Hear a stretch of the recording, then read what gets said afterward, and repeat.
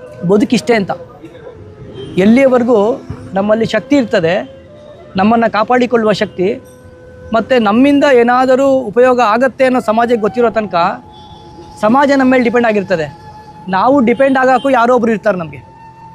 ಯಾವಾಗ ನಮ್ಮ ಕೈಕಾಲು ಗಟ್ಟಿ ಇಲ್ಲ, ಯಾವಾಗ ನಮ್ಮ ಟೈಮ್ ಕೆಟ್ಟದ್ದು, ನಮ್ಮ ಮೇಲೆ ಡಿಪೆಂಡು ಆಗೋಲ್ಲ, ಅದು ಪರವಾಗಿಲ್ಲ, ನಮಗೆ ಇನ್ನೊಬ್ರು ಡಿಪೆಂಡ್ ಆಗೋಕ್ಕೂ ಯಾರು ಸಿಗೋಲ್ಲ. ಇದು ಬೇಜಾರು ಮಾಡಬೇಡಿ, ಹಿಂಗೆ ಹೇಳ್ತೀನಿ ಅಂತ. ಇದು ಮನುಷ್ಯನ ಮನಸ್ಥಿತಿ. ಹಣ್ಣು ಕೊಡ್ತದೆ, ಅದಕ್ಕೆ ಕಲ್ಲು ಹೊಡಿತೀವಿ ನಾವು. ಮುಳ್ಳಿನ ಮರಕ್ಕೆ ಯಾರು ಕಲ್ಲು ಹೊಡಿಯೋದಿಲ್ಲ.